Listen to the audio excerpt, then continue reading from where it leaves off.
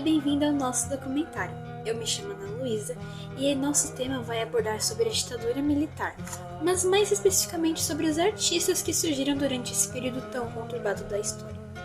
Mas antes da gente entender quem foram esses artistas tão importantes, vamos entender um pouquinho sobre o contexto histórico dessa época. Bom, a gente sabe que em 1964 foi instaurado o poder sobre os militares, eles instauraram aquele golpe e desde então começaram a ter várias mudanças nas medidas políticas e da forma como o regime funcionava. Mas como é que foi o início dessa ditadura? Bom, a legislação e a Constituição foram completamente ignorados. Em vez de a gente ter essas legislações em prática, a gente tinha os atos institucionais, também chamados de AI. O que era isso? Eram formas de regulamentar para que o presidente e a parte governamental tivesse mais poder do que os cidadãos. Então, removia os direitos dos cidadãos e aumentava o poder para os governantes. O primeiro presidente que foi eleito nesse novo regime foi Alencar Castelo Branco. E nesse momento dessa ascensão de poder e tudo mais, estava ocorrendo uma certa crise econômica, porque o Brasil não tinha crédito para o exterior. Isso dificultava a importação de produtos básicos, como o petróleo. Além disso, tinha um crescimento econômico estagnado e também aumento da inflação. Nisso foram feitas medidas para poder amenizar essa situação, só que isso acabou gerando, na verdade, falência para empresas, aumento de desempregados e também aquisição de empresas nacionais para grupos estrangeiros. Logo depois do Alencar Castelo Branco, a gente tem como sucessor político o general Arthur Costa e Silva. E foi uma pessoa que, quando ascendeu no poder, estava tendo um aumento fortíssimo de movimentos que estavam se opondo à ditadura. Isso vinha principalmente de movimentos estudantis. E nesse momento, o governo ele cria extensas e intensas formas de poder conseguir conter essas pessoas e conter esses opositores. E nisso, criam diversas formas de conseguir ao máximo afastar essas pessoas que eram opositoras, como por exemplo a lei de imprensa, que manipulava os meios de comunicação e impedia a devida liberdade de expressão. Nosso foco é sobre o meio artístico. E falando de produção cultural nessa época, os artistas que estavam ali naquele momento, eles eram muito engajados politicamente. Era chamada música de protesto, que eram músicas que retratavam a realidade daquele momento. Ascenderam vários nomes que a gente conhece até hoje na música, na arte. E não era somente na música, mas era também na literatura, no teatro, no cinema. Mas a música foi o mais comum, né, o mais forte, porque nessa época a bossa nova tinha se tornado sucesso e isso fez com que a música fosse a principal forma de se manifestar, de se expressar. Em 12 de setembro de 1968, o grupo Mutantes, junto com Caetano Veloso, fazem uma apresentação no festival que estava acontecendo ali e eles cantam uma música chamada É Proibido Proibir. E isso faz com que eles meio que pré-anunciem o que estava por vir, que foi o decreto do AI-5, os atos institucionais que eu já tinha dito. O que tinha nesse AI-5? Uma forte perseguição aos opositores. Isso fazia com que as pessoas que eram minimamente consideradas opositoras eram perseguidas, violentadas, e isso sem justificativa ou provas. Então você não precisava ter algo concreto para conseguir condenar aquela pessoa. Esse período da história foi uma coisa muito caracterizada por perseguição, por censura, por opressão. Foi algo assim terrível. Muita coisa mascarada, suicídios falsificados, foi uma coisa tenebrosa. Surgiram alguns movimentos musicais, movimentos sociais muito relacionados à música. E a gente tem como os maiores exemplos o tropicalismo e a Jovem Guarda, que o tropicalismo ele surgiu da MPB, da música popular brasileira, e tinha como principais figuras o Gilberto Gil e o Caetano Veloso. Mas foi considerado despolitizado, ou seja, despolitizado seria o alienado da época. Porque ele era acusado de ter uma adesão ao entreguismo, ou seja, como eles não abordavam diretamente sobre as questões da Revolução Popular, eles eram vistos como entregues ao capital estrangeiro. Só que os defensores desse movimento afirmavam que não, eles não se entregavam a essa submissão do capital estrangeiro e também não se entregavam a qualquer tipo de forma de autoritarismo, inclusive do regime da época. Tem também a Jovem Guarda, que foi um movimento assim, mais pop, uma coisa assim, mais da galera, algo mais descontraído, né?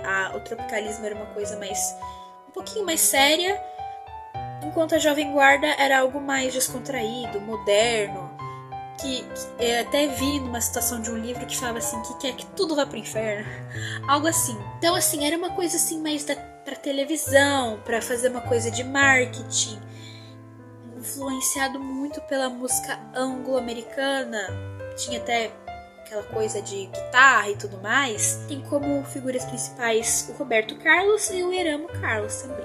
E ela é considerada muito infantil, uma coisa muito assim, nossa, que povo emocionado, meu Deus. Então assim, não era algo tão semelhante à Tropicália, mas também tinha suas formas de criticar o governo na época.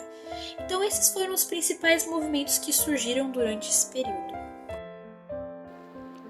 O compositor, cantor, dramaturgo e escritor carioca Chico Buarque tem uma das maiores produções voltadas para a crítica à ditadura militar. Seu trabalho recebe influências do samba e do lirismo do cotidiano. Ao fim da década de 60, foi criticado por não se posicionar politicamente, mas quando fez, precisou buscar o autoexílio em Roma, em 1968, e só retornou ao Brasil em 1970. A imagem retrata um momento de protesto contra a ditadura militar no Brasil, dos anos de 1964 a 1985, possivelmente durante as campanhas pela redemocratização, nos anos 1970 ou início dos anos 1980. O cartaz com a frase "Amanhã há de ser outro dia" faz referência à canção "Apesar de Você", de Chico Buarque, que se tornou o hino de resistência ao regime militar. A música foi lançada em 1970, censurada logo em seguida, mas voltou a circular e ganhou força como símbolo de esperança e luta por liberdade.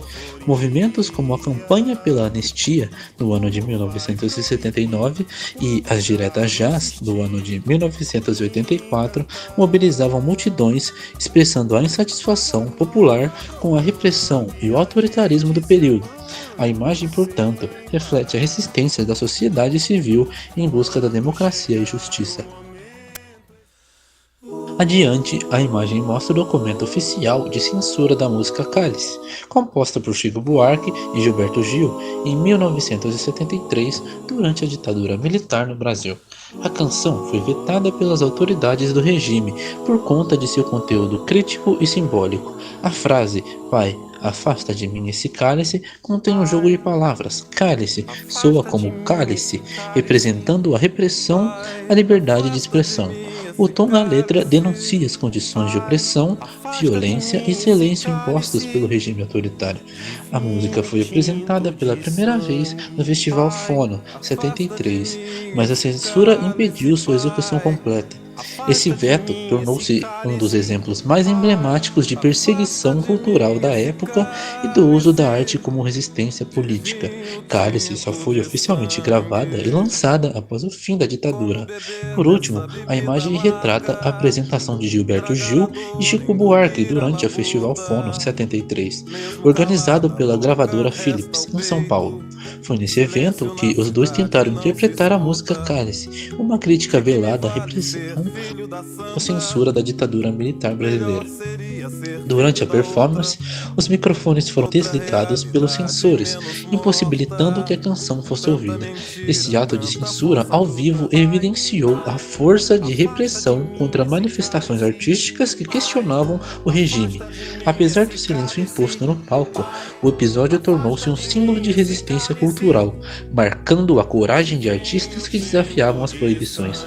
O evento se consolidou como um dos momentos mais emblemáticos da música brasileira na luta contra a ditadura, reforçando o papel da arte na defesa da liberdade de expressão.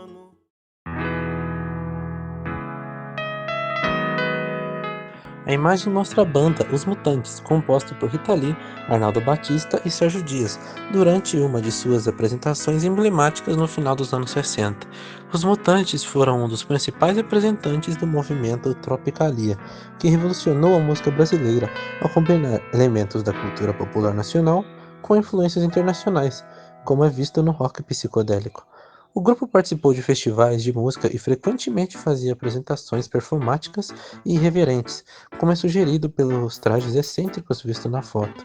A Tropicalia, por sua vez, enfrentou repressão do regime militar, pois era considerada subversiva devido às críticas sociais e políticas implícitas em muitas de suas obras. Os Mutantes simbolizavam resistência cultural contra o autoritarismo, usando do humor, a criatividade e ousadia para desafiar as normas da época e expandir os limites da música popular brasileira.